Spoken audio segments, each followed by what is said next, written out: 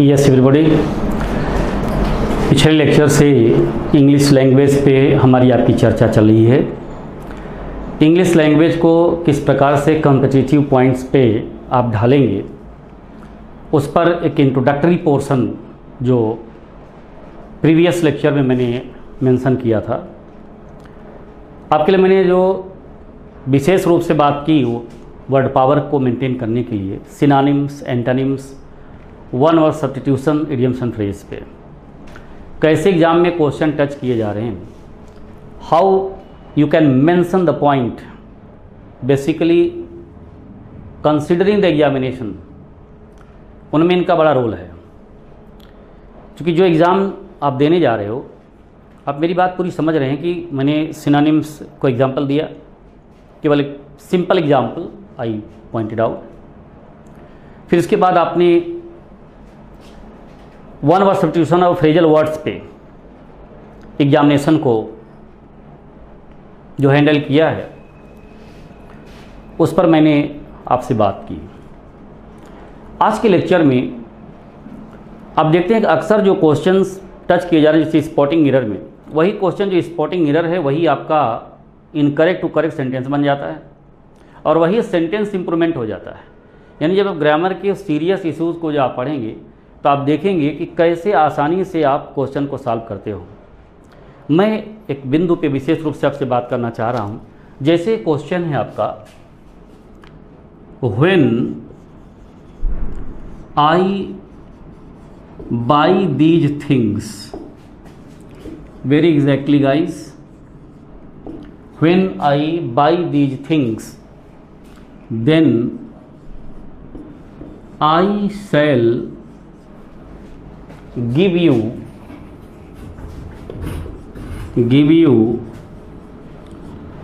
one of them। ये आपका sentence है। ये सेंटेंस इनकरेक्ट में है, it is absolutely incorrect sentence. You have to correct it, इसको आपको करेक्ट करना है। अब यही सेंटेंस आपको स्पॉटिंग एरर में भी ढाल सकते हैं। The same sentence you can find out spotting error में इसी को, when I buy these things then option A, I shall give you, it is option B, one of them it is C. No error, it is option B. Okay, इस lecture में विशेष रूप से आप देखेंगे कैसे ग्रामर के कुछ ऐसे पॉइंट हैं जो एग्ज़ाम में, कोई ऐसा एग्ज़ाम नहीं जिसमें से इस मोमेंटम को टच न किया जाता।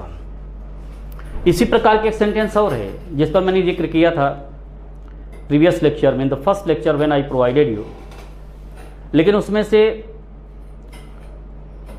उसके जो सीरियस इशूज़ हैं उस पर हल्की सी बात करके, क्योंकि just I am providing two sentences here, one incorrect मोर।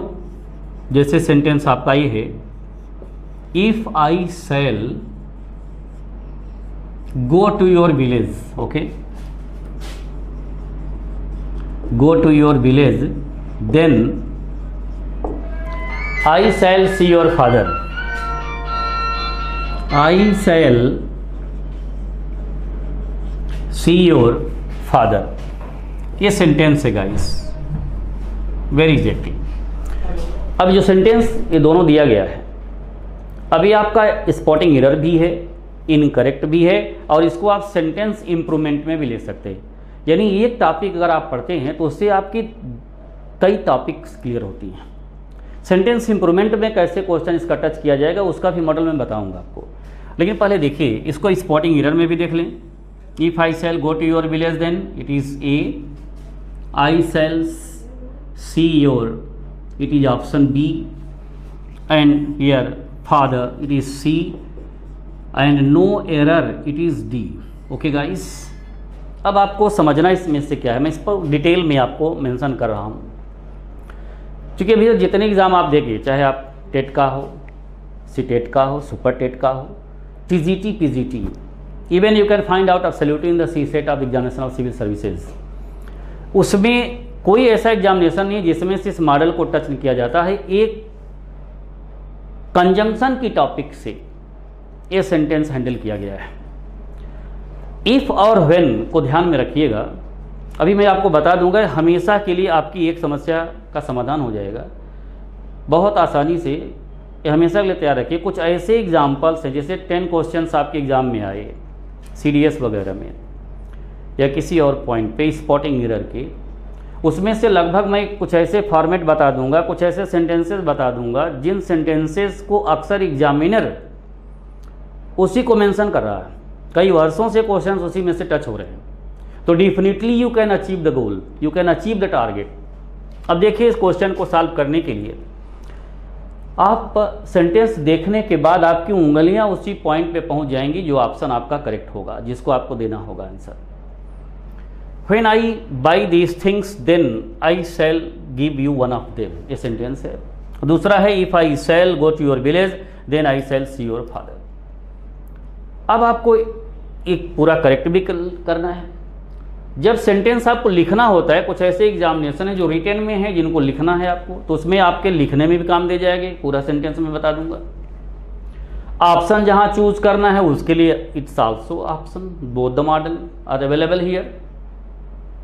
तो ऐसी पोजीशन में आपको थोड़ा सा समझना होगा। इफ और व्हेन एक ऐसा शब्द है गाइस, इफ और व्हेन, जिनके बाद देन का प्रयोग नहीं किया जाता।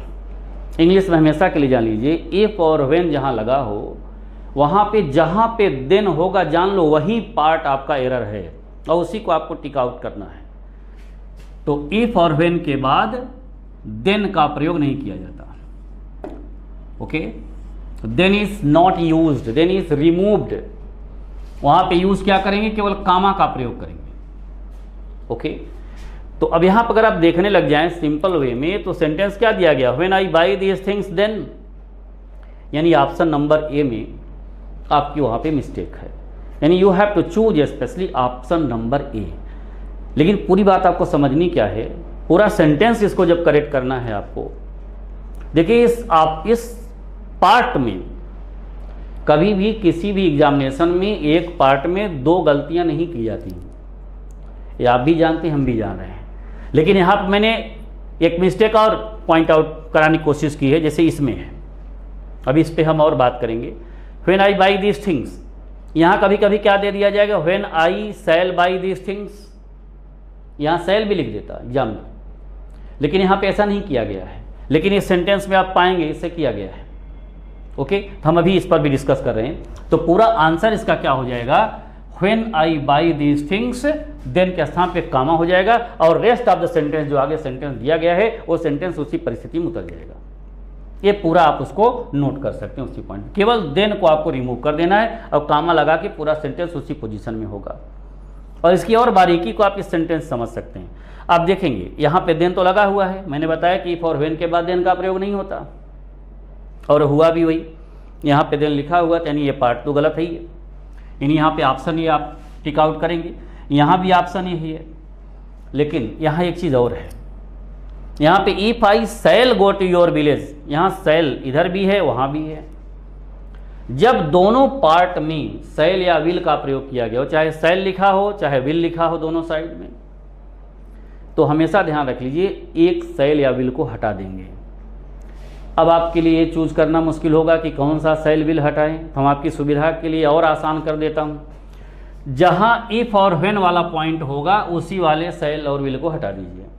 अब यहाँ पे क्या दिया गया? If I sell go to your village. अब यहाँ इफ वाले पॉइंट का जो सेल है वही आप हटा दीजिए। ओके, तो पूरा इसका जो आंसर हो जाएगा if I go to your village. Okay guys, if I go to your village comma rest of the sentence. आगे उसमें कोई परिवर्तन नहीं करेंगे, आगे सेंटेंस उसी स्थिति में रहेगा। I shall see your father, meet your father या सी योर फादर, मिलने के लिए सी का भी प्रयोग करते हैं और मीट भी लिख देते हैं, दैट इज ऑलराइट। तो अब मैं समझता हूं कि आप पूरी बात समझ गए होंगे। इसमें अगर दोनों तरफ फ्यूचर टेंस है, इसका मतलब है एक को सिंपल प्रेजेंट में कर देते हैं और दूसरा फ्यूचर बने रहने देते हैं। ये आपके एग्जामिनेशन का बड़ा ही महत्वपूर्ण टॉपिक है और महत्वपूर्ण सेंटेंस है इस प्रकार का। केवल यही सेंटेंस नहीं आ जाएगा क्योंकि ये तो आया हुआ है, मॉडल इसका बदल दिया जाएगा, क्वेश्चन का तरीका बदल देगा थोड़ा, ओके, लेकिन मॉडल वही रहेगा, ए फॉर व्हेन लगा ही रहेगा, देन लगा रहेगा, केवल सेंटेंस का प्रोसेस बदल जाएगा। That's why you have to very alert. तो एक प्रोसेस ये इसका है जो बहुत महत्वपूर्ण है। और एक और जो पूछा जाता है उस पर भी मैं आपसे बात कर रहा हूँ। Very exactly you can get that. So okay guys, just wait for short while. थोड़ा समझने की इसकी कोशिश करिए। अब इस प्रकार का जितना क्वेश्चन होगा आपका, मुझे पूरी उम्मीद है आप बहुत आसानी से सॉल्व कर लेंगे। एक चीज़ मुझे ये बतानी है आपको, अक्सर नो सूनर डिड से क्वेश्चन भी आता है। नो सूनर डिड, अभी तो मैं बहुत इजी वे में बता दूंगा, आपको समझ में आ जाएगा। लेकिन नो सूनर डिड के पहले का एक क्वेश्चन है जो उसको समझ लेंगे तो नो सूनर डिड से संबंधित जितने क्वेश्चन हैं उसमें टच हो जाएंगे। नो सूनर डिड से क्वेश्चन वगैरह बैंक पीओ वगैरह में बहुत पूछा जाता है और आपके टेट में तो definitely you can find out. आपके सारे उस एग्जामिनेशंस में इस मॉडल को एक एग्जाम्पल इस मॉडल का जरूर रहता है जो मैं अभी आपको हैंडल करने जा रहा हूं। जैसे आपका ये सेंटेंस है, as soon as she saw a tiger, she saw a tiger comma as soon as she saw a tiger she ran away with fear, she ran away with fear. Okay guys, ये sentence है आपका। अब ये sentence जो है ये affirmative में है।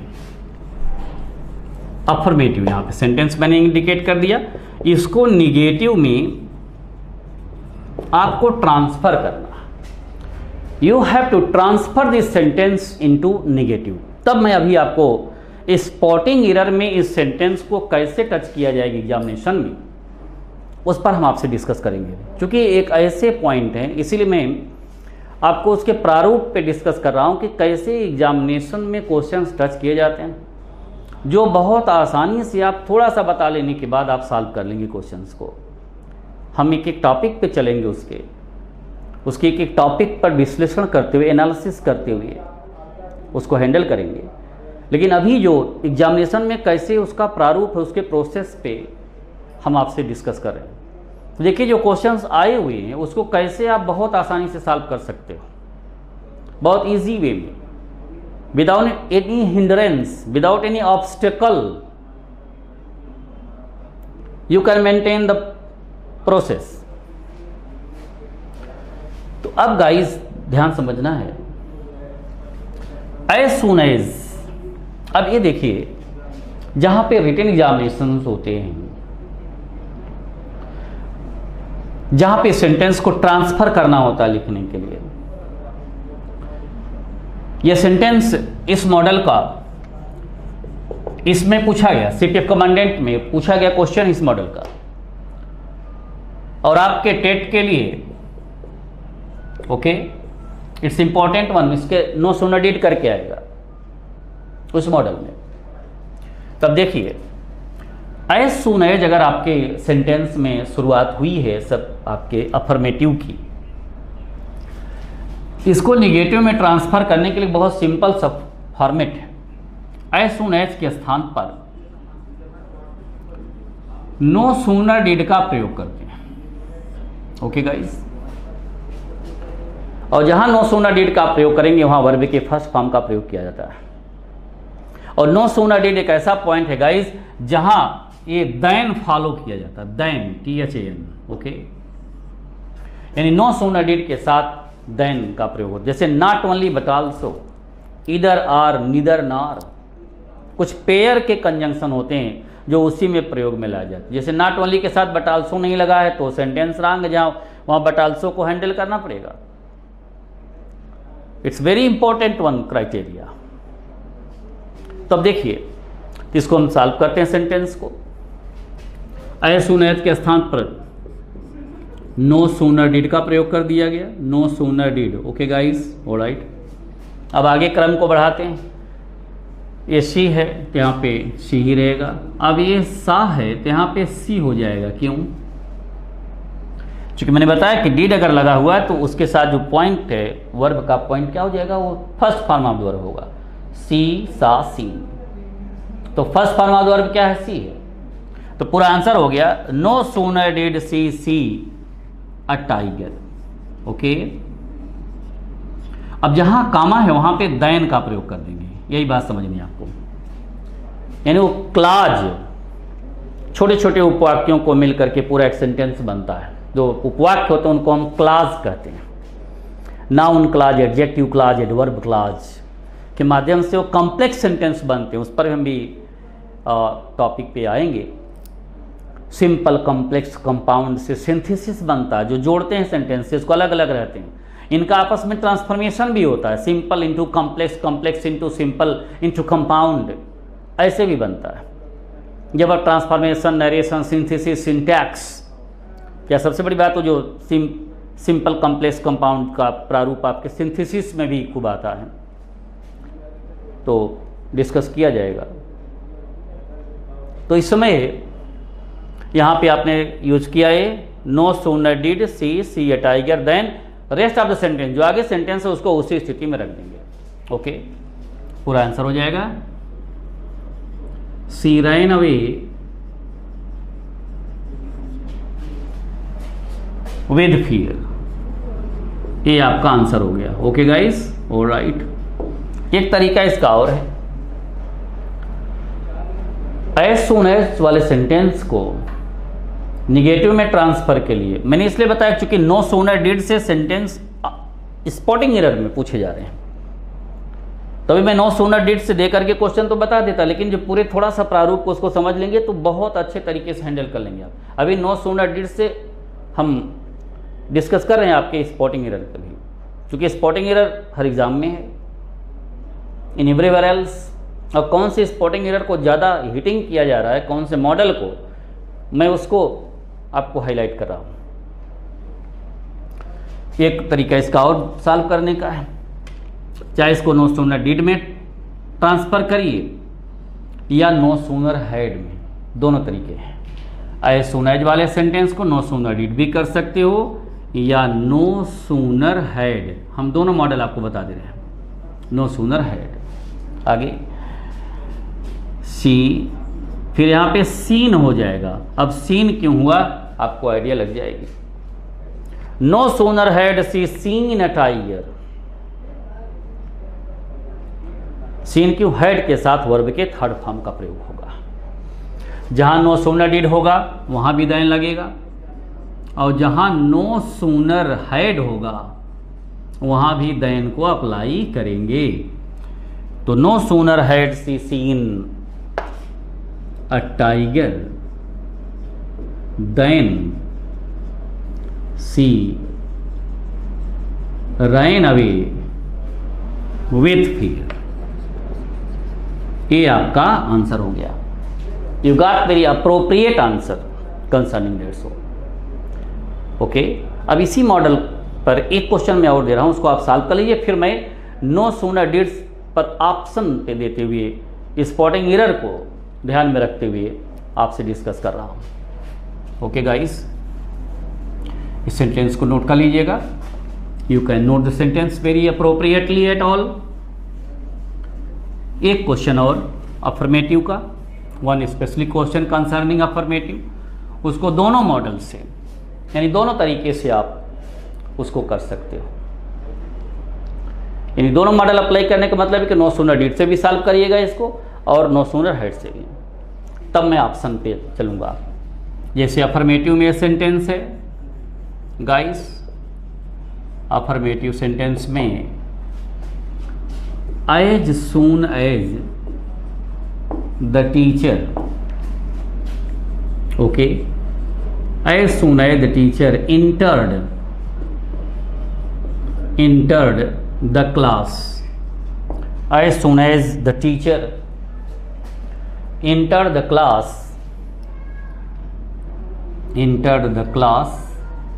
comma, all the students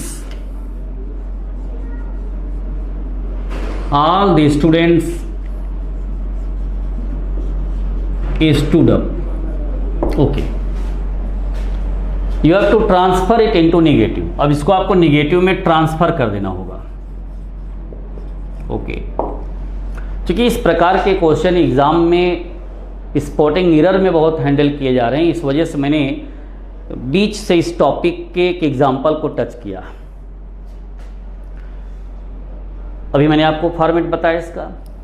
I told you earlier the format concerning as soon as के स्थान पे नो सूनर डिड लगा दिया आपने. ओके, इसलिए मैंने आई पॉइंटेड आउट 2 एग्जाम्पल्स ताकि बात और समझ में आ जाए. No sooner did the teacher. Okay, अब इंटर हो जाएगा वो, क्योंकि वर्ब के फर्स्ट फॉर्म का प्रयोग कर देंगे. Enter the class. अब जहाँ पे कामा है वहाँ पे देन लगा देंगे. Yes, then rest of the sentence the same. आगे सेंटेंस उसी प्रकार हो जाएगा. Then all the students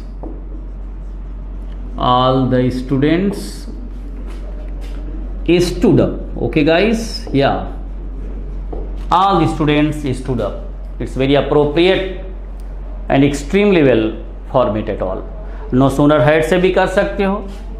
No sooner had से भी लिख दे रहा हूँ ताकि आप आंसर अपना मिला लीजिए. No sooner had the teacher. Okay, entered हो जाएगा guys. Entered the class. Then all the students, okay, all the students stood up. It's appropriate answer which we got in the thorough momentum. Okay, अब इस model पे देखिए, इसको मैंने इस वजह से थोड़ा सा डिटेल करने की कोशिश की कि ताकि आपको जो मैं अगला क्वेश्चन देने जा रहा हूँ स्पॉटिंग एरर में, क्योंकि वो इसी मॉडल पे है. हालांकि मैं डायरेक्ट क्वेश्चन दे करके भी उसको आपको बता देता, आसानी से आपको समझ में भी आता, लेकिन उसकी गंभीरता को आपको समझने में दिक्कत होती. इसलिए मैंने उस फॉर्मेट को इस रूल्स के अकॉर्डिंग हैंडल कर दिया. इस रूल को जब आप जान लेंगे तो आप उस प्रकार के क्वेश्चन को बहुत ही आसानी से कर लेंगे, कहीं कोई दिक्कत नहीं आएगी. You can't get problem anywhere else concerning the question. अब देखिए, अब स्पॉटिंग एरर में जो इस क्वेश्चन को एग्जाम में टच किया जाता है, यह एग्जामिनर की पसंद है. ये model, this model is absolutely quite liking by the examiners at all. अब देखिए, इसी क्वेश्चन को स्पॉटिंग एरर में कैसे हैंडल करते हैं. Spotting error. Okay guys, just wait. Question है number 1 at all. two questions just I think especially I will provide on this model. No sooner did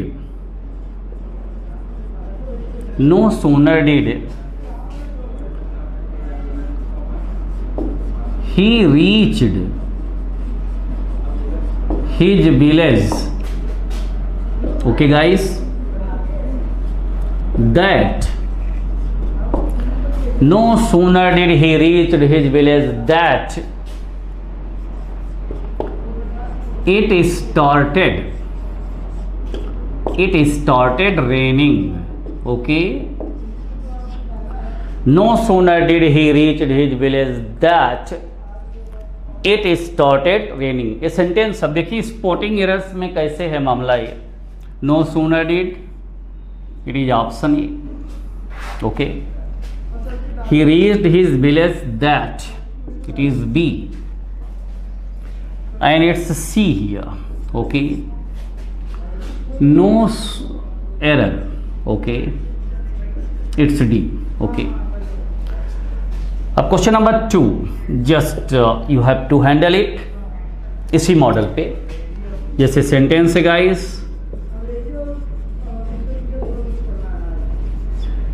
no sooner had. Okay, she entered no sooner had she entered the university campus, okay,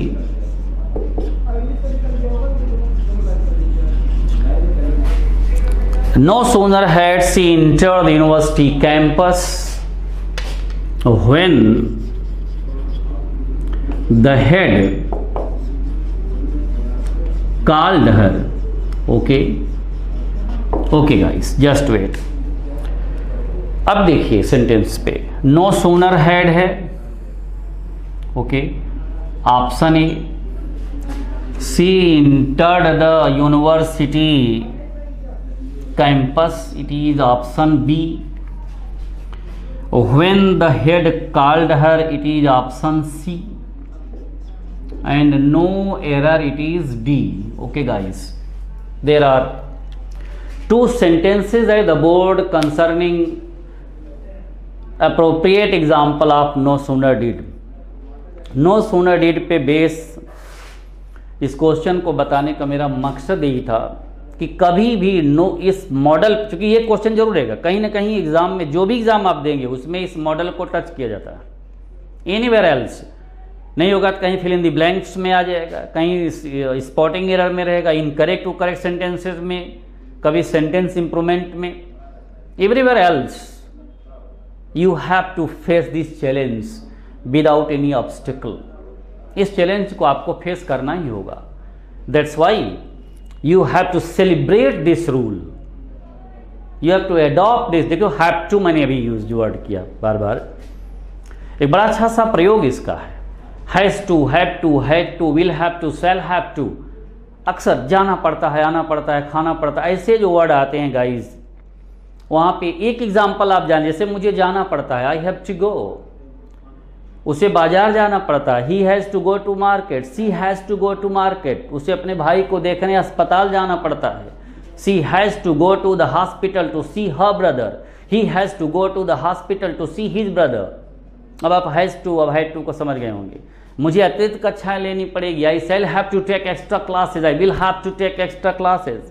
इस प्रकार के sentences में एक तो common मैंने हल्का सा जो बोलचाल की भाषा में प्रयोग करते हैं, स्पोकन लैंग्वेज एट ऑल, उसमें मैंने हल्का सा मेंशन कर दिया आपको।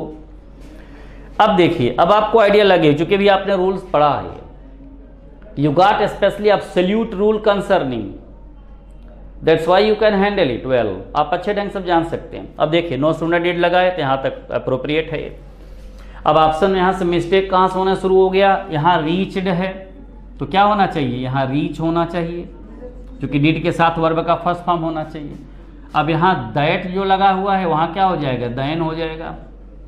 ओके, तो it means option number B, you have to mention this factor at all. Yes, तो आंसर क्या हो जाएगा पूरा, no sooner did he reach his village then it started raining. अगर आपको लिखना होगा तो आप you can note it also, आप नोट भी कर सकते हैं उस पॉइंट को अपनी अच्छी प्रैक्टिस के लिए, और लिखेंगे आप जितना उतना आपकी प्रैक्टिस बढ़िया होगी। इसलिए इंग्लिश को लिखने में भी प्रैक्टिस में रखिए। न्यूज़पेपर वगैरह आप टच करिए, लीजिए उसके कुछ आर्टिकल्स को, कुछ उसके कॉलम को आप अपने पेन उठाइए और लिखना शुरू कर दीजिए। You to write thoroughly at all, उससे देखेंगे कि आपकी जो स्पेलिंग मिस्टेक है वो दूर हो जाएगी। कई चीज़ें हैं जो कुछ महीनों की प्रैक्टिस के बाद, कुछ प्रैक्टिस के बाद आप देखेंगे कि आप में बहुत रेजरेजिंग आ रही है, बहुत आप उसमें शाइनिंग आ रहा है आपके उस पॉइंट पे। दूसरे सेंटेंस को भी आप देख लीजिए, no sooner had she entered. अब देखिए हैड के साथ वर्ब का थर्ड फॉर्म लगता है तो यहाँ लगा हुआ है, यहाँ कोई गलती नहीं है, यूनिवर्सिटी कैंपस। अब यहाँ व्हेन लगा हुआ है, ये गलत है, यहाँ क्या होना चाहिए, देन लगना है। It means option number C इसमें आपका हैंडल किया जाएगा। तो option C is quite appropriate and basic structure which is available here. Okay guys, अब देखिए यानी ये ऐसे पॉइंट रहे, एक ऐसा फॉर्मेट रहा है गाइस जो आपको स्पॉटिंग एरर में अक्सर पूछा जाता है, और एग्जामिनर के मुझे लगता है ये फॉर्मेट काफ़ी पसंद है, इस वजह से कि अक्सर जानने के बाद भी स्टूडेंट्स उसकी गंभीरता को समझते नहीं हैं और सेंटेंस गलत हो जाता है। कहीं जैसे व्हेन आ गया, दैट आ गया, देन के स्थान पर, तो कभी कभी लोग क्या करते हैं देन नहीं देन सोचते हैं कि देन होना चाहिए, तो वो भी गलत हो जाता है। तो इस प्रकार से आपको समझने की कोशिश करनी चाहिए। एक बड़ा अच्छा सा प्रयोग और जो अक्सर पूछा जाता है कि जैसे सेंटेंस के माध्यम से मैं बता रहा हूँ, इनकरेक्ट टू करेक्ट और प्लस स्पॉटिंग एरर, ये दोनों को ध्यान में रखते हुए जस्ट टू थिंक अबाउट। ऐसे सेंटेंस है आपका, okay, walk slowly, okay guys, walk slowly lest you may not fall, you may not fall, ये सेंटेंस है आपका। अब देखिए दोनों पॉइंट पे मैं बताते जा रहा हूँ, ये आपका इनकरेक्ट है, इसको करेक्ट करना है। ये स्पॉटिंग एरर में भी मैं समझा दे रहा हूँ आपको। Walk slowly it is A, lest it is B, you may not fall it is C, and no error it is D. अब आप समझ गए होंगे कि ए बी सी और जो डी का एक क्रम लिखा जा रहा है, what's the reason behind, what's essentiality behind it, you have to adopt this criteria. ये सबसे बड़ी महत्वपूर्ण बात है इसमें समझने की। Walk slowly lest you may not fall a sentence है। अभी हम इस पर डिस्कस कर रहे हैं। एक सेंटेंस इसी मॉडल का और ले लीजिए इस मॉडल पे, ताकि आपको कहीं कोई गलती ना हो इसमें से। जैसे सेंटेंस है इनकरेक्ट में ही, फिर इसको मैं स्पॉटिंग एरर में भी हैंडल कर दे रहा हूँ। I am just pointing it out, spotting error also. उसके दो एग्जाम्पल ही देख लीजिए इस पॉइंट पे, you can get it very easily. जैसे सेंटेंस है आपका, beware of the dog, beware of the dog lest it may not bite you, it may not bite you। just guys wait for short while, बहुत ध्यान समझिएगा। ये ऐसे rule हैं। beware of the dog, it's A, lest it is B, and it may not bite you, it is C, it is B point guys, and no error, it is D। मैंने वहाँ हल्का संकेत कर दिया है, no error, उसको आप समझ लेंगे। नो एरर का मतलब आप समझ रहे होंगे, अगर सेंटेंस में कोई गलती नहीं है तो नो एरर वाले पॉइंट को आप टच करेंगे, वेरी एग्जैक्टली एट ऑल। अब इसमें समझना क्या है इस प्रोसेस को, जैसे मैंने बताया कि एग्जामिनर के समय सबसे ज़्यादा जो पसंद है कुछ ऐसे एग्जाम्पल जिसमें अक्सर लोग गलत करते हैं, जिसमें से उनमें अक्सर फॉल्ट हो जाता है, उसमें से एरर हो जाता है, उसमें मिस्टेक क्या हो जाती है। जरा लेस्ट को समझिएगा। लेस्ट का मतलब है गाइस कहीं ऐसा न हो, कहीं ऐसा न हो। जहां ऐसा वर्ड आ जाए, कहीं हिंदी में भी आता है कहीं ऐसा न हो, तो वहां पर आप लेस्ट का यूज कर सकते हैं। और लेस्ट एक ऐसा वर्ड है जो स्वयं में निगेटिव है, अगर उसके साथ निगेटिव वर्ड कहीं यूज किया गया तो जान लीजिए वही पार्ट गलत है। लेस्ट के साथ जहां भी निगेटिव, अगर आप देख लीजिए यहाँ पे निगेटिव, चूंकि जब आप यही बात समझनी है आपको, नॉट लगा हुआ है यानी पार्ट सी गलत है यहाँ पे, यानी पार्ट सी को you have to specially choose as option. तो एक जो कॉमन पॉइंट है जिनको आपको जानना है, जैसे नो सूनर डीड पर मैंने भी डिस्कस किया आपसे, आप बहुत अच्छे तरीके से उसको समझ चुके होंगे, आई थिंक सो। और इसको भी आप जो लिस्ट पे आप पॉइंट आउट कर रहे हो, तो लिस्ट के साथ आपका निगेटिव वर्ड नहीं यूज होता। और एक चीज और होती है बात, लिस्ट के साथ ध्यान रखिएगा वो शुड का प्रयोग होता है, शुड अवश्य लगेगा, इट्स वेरी इंपॉर्टेंट वन। अब जहां में लगा हुआ है इसका मतलब यहाँ पे शुड होना चाहिए, नॉट तो अपने आप अप्रोप्रिएटली हट जाएगा, यानी इस पॉइंट के स्थान क्या हो जाएगा, शुड। ये पूरा आंसर आपका हो गया। पूरा आंसर क्या हो जाएगा, walk slowly lest you should fall. Okay, A हो जाएगा। अब जब आपने इसको मेंशन कर लिया तो same specially this is also at all, beware of the dog lest it may not bite you. अब आप समझ गए होंगे कौन से पार्ट में यहाँ मिस्टेक है। नंबर सी एब्सोल्युटली हियर, यहाँ मे नॉट जहाँ लगा हुआ है वहाँ पे आप शुड का प्रयोग कर देंगे। ओके, ये आपको 2 पॉइंट यहाँ हैंडल हो गई। Very exactly you got that. So इस मॉडल को आप समझने के लिए आपको यहाँ पे इस तरीके को देखना होगा, इस तरीके को आपको अडॉप्ट करना होगा। और एक बात और समझनी है आपको, जो बिवेयर कभी कभी इस पॉइंट से दे देता है, बिवेयर ऑफ द डॉग जो है, ये दोनों सेंटेंस तो आपने सॉल्व कर लिया। क्योंकि बिवेयर के साथ आपका प्रयोग यहाँ नहीं होगा, कभी कभी दे देगा बिवेयर द डॉग, तो बिवेयर के साथ आपका प्रयोग आप करेंगे। Beware of, aware of, fond of, guilty of, इस प्रकार से प्रयोग में लाए जाते हैं। तो आज हम लोग इतने प्रयोगों पर, ताकि आप अभ्यास बढ़िया से कर लीजिए, बहुत अच्छे तरीके से प्रैक्टिस करते हुए आगे के क्रम में कुछ और महत्वपूर्ण बिंदुओं को लेकर के हम आगे बढ़ेंगे। Okay guys, thank you very much for this consideration at all.